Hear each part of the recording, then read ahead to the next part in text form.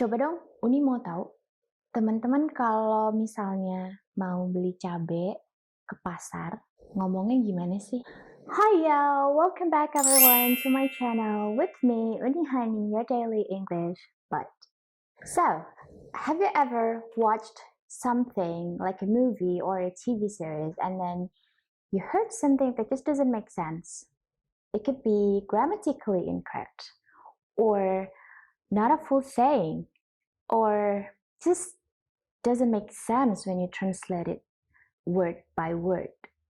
In this video, we are going to talk about 5 grammatically incorrect expressions that might confuse you, but will get you to sound like a native speaker.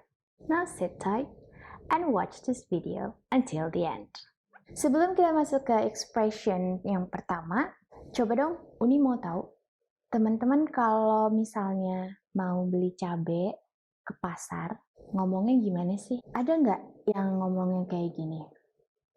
Wahai abang, sudikah kiranya abang memberitahu berapa harga untuk 1 kilogram cabai merah ini? Kalau ada, captcha-nya diisi dulu yuk. Silahkan diklik kotak yang ada gambar mobilnya. Sebenarnya nggak salah kalimatnya, bener banget malah SPOK-nya. Tapi gimana ya, kalau bahasa Jerman itu asa getek gitu ngedengarnya. Kayak, itu bukan bahasa sehari-hari, aneh jadinya kalau denger di pasar orang ngomong kayak gitu. Nah, sama dengan ekspresi-ekspresi yang mau kita bahas kali ini.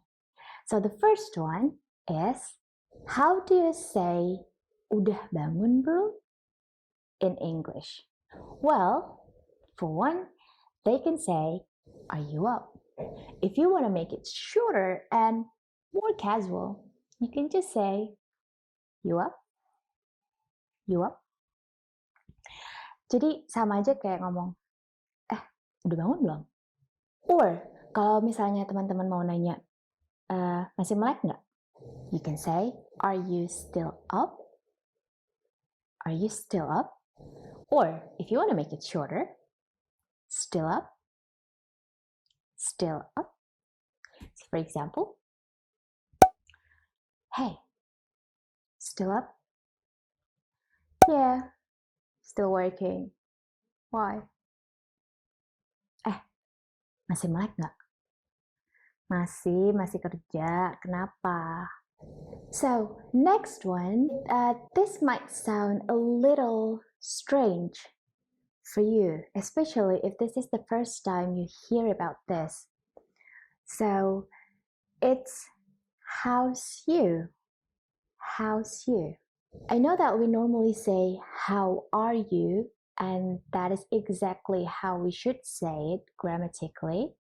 Karena dari kecil, dari SD, itu kita udah dicekokin banget sama guru bahasa Inggris di sekolah. Hi, how are you? I'm fine, thank you. And you? Oh, I'm fine too, thanks. Kayak udah standar banget template-nya kayak gitu. But that's not really the case. Justru orang-orang banyaknya bukan bilang how are you, tapi how's you? How's you? Nah, same old, same old. Gimana kabarnya? Ya, gini-gini aja. Now moving on to the third one. So, I actually got this one when I was watching one of my favorite TV series, and then I heard one of the characters said, what gives? And I was like, what gives what? What gives who? What gives who what? There's just so many questions in my head. Until I figured out later that what gives actually has the same meaning like what's wrong? What's happening? So, for example, you've been spacing out all day. What gives? Nothing. Just wondering why I got so many views in my videos, but I only have a few subscribers. I guess most people watch my videos without hitting the subscribe button. Seharian ini kayaknya lo kelihatan aneh deh. Kenapa sih? Gak apa-apa, cuman lagi mikir aja. Yang nonton video gue banyak, tapi subscribernya dikit.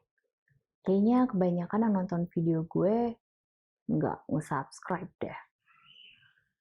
If it's you, hit it now.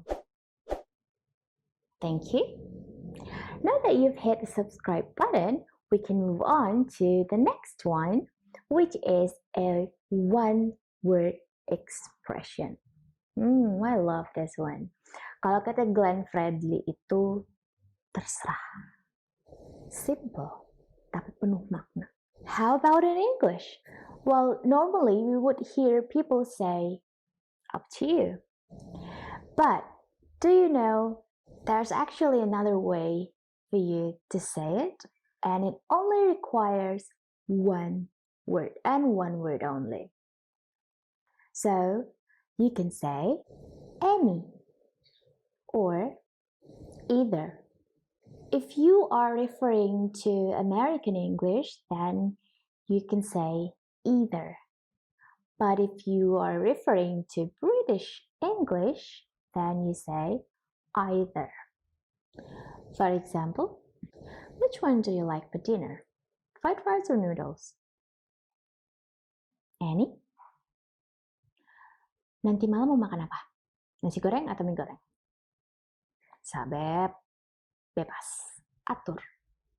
Now, what comes into your mind when you hear people say, I can't? Pasti teman-teman udah familiar banget sama kalimat I can't. Soalnya itu biasanya digunakan sebagai jawaban dari pertanyaan yang dimulai dengan can you? Contohnya, can you drive? I can't. Kalau seperti itu, nggak ada masalah ya, itu benar dan nggak ada yang perlu dibahas, nggak ada yang membingungkan. Tapi yang mau kita bahas di sini adalah I can't sebagai ekspresi atau sebagai respon terhadap sesuatu yang bikin kita speechless, nggak bisa berkata-kata. Saking senangnya, saking sedihnya, saking frustasinya, saking kecewanya, atau saking excitednya. Pokoknya emosi-emosi yang ekstrim yang bikin kita tuh jadi kayak percaya nggak percaya sama apa yang baru aja kita lihat atau baru aja kita dengar.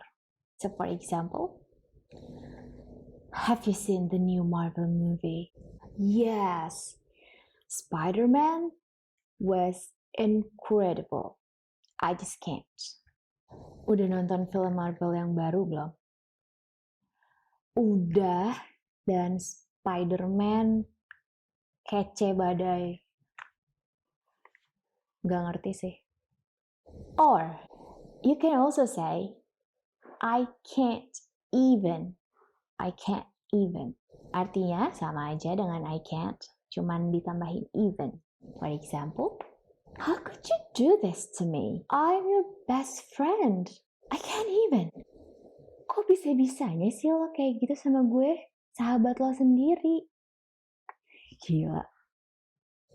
Oh, I forgot. In this case, you can actually pronounce can't in two different ways. If you're referring to American English, then you say can't. But British people say it can't. So, I can't or I can't. Mau pilih yang mana? Sabep. So, that's a wrap. Thank you so much guys for watching. I really hope you guys can gain some new knowledge from it. And I'll be back soon. Stay healthy everyone. Bye!